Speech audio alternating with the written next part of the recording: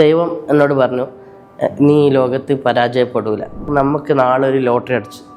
നമ്മൾ ലോട്ടറി അടിച്ചാൽ പിന്നെ സ്കൂളിലൊക്കെ പഠിക്കുന്ന സമയത്ത് ടീച്ചർമാർ ചോദിച്ചിട്ടുണ്ടാവും, എന്താവാനാണ് ആഗ്രഹം, എന്താണ് എൻ്റെ പാഷൻ എന്നൊക്കെ ചോദിച്ചിട്ടുണ്ടായി.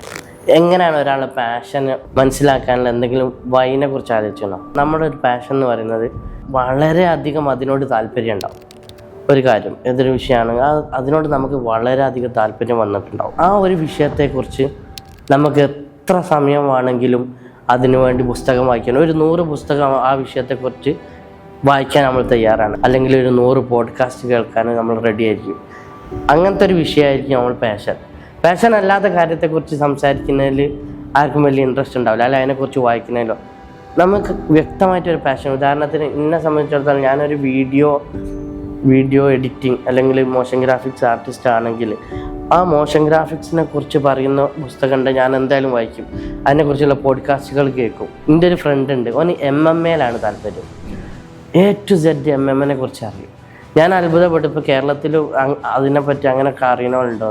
ഓനോട് സംസാരിച്ചപ്പോഴാണ് കേരളത്തിൽ ഒരുപാട് ആൾക്കാർ MMA ഫാൻസാണ്. അതിനെക്കുറിച്ച് വെള്ളിയാഴ്ച നടക്കാൻ പോണ ഫൈറ്റിനെ കുറിച്ച് ചർച്ച, ഫൈറ്റ് കഴിഞ്ഞതിന് ശേഷം അതിനെക്കുറിച്ച് ചർച്ച, ഇതൊക്കെ യൂട്യൂബിൽ ലൈവായിട്ട് അപ്ഡേറ്റ് ചെയ്യുന്ന ടീമുണ്ട്. അപ്പോൾ അവരുടെ പാഷൻ അതാണ്.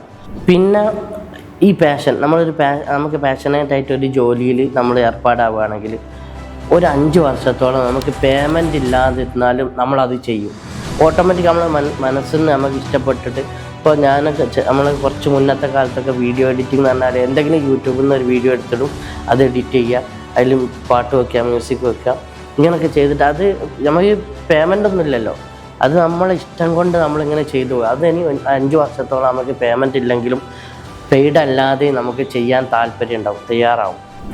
പിന്നെ നമ്മൾ ലോജിക്കലി ഉള്ളൊരു കാര്യമാണ്, അതൊക്കെ നമുക്ക് നാളെ ഒരു ലോട്ടറി അടിച്ചു. നമ്മൾ ലോട്ടറി അടിച്ചാൽ ആ കിട്ടുന്ന പൈസ കൊണ്ട് ഫസ്റ്റ് നമ്മൾ എന്ത് ചെയ്യും? അത് എന്നെ സംബന്ധിച്ചിടത്തോളം ഞാൻ എന്ത് ചെയ്യും? ലോട്ടറി അടിച്ചാൽ ഫസ്റ്റ് പോയിട്ട് നല്ലൊരു വർക്ക് സ്റ്റേഷൻ സെറ്റ് ചെയ്യും. എൻ്റെ മനസ്സിലുള്ള താല്പര്യമാണ് നല്ലൊരു സിസ്റ്റം നമ്മൾ സെറ്റ് ചെയ്യണം, വീഡിയോഗ്രാഫി, വീഡിയോ എഡിറ്റിങ്ങിന് കാര്യം നല്ലൊരു ക്യാമറ വാങ്ങണം.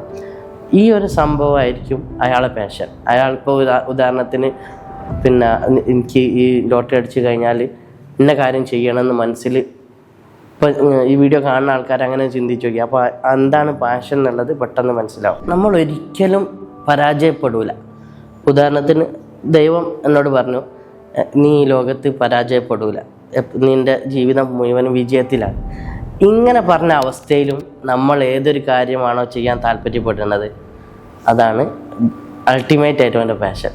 കാരണം അവൻ്റെ ജീവിതത്തിൽ തളർച്ചയല്ല എന്ന അവസ്ഥയിലും ഓന് ഈ ഒരു കാര്യം ചെയ്യാൻ താല്പര്യപ്പെടുന്നുണ്ടെങ്കിൽ അതാണ് അവൻ്റെ പാഷൻ. അപ്പോൾ പാഷനുകൾ മനസ്സിലാക്കാനുള്ള കുറുക്ക് വഴികളാണ്. അപ്പോൾ എന്താണോ അവനവൻ്റെ പാഷൻ എന്നുള്ളത് മനസ്സിലാക്കുക,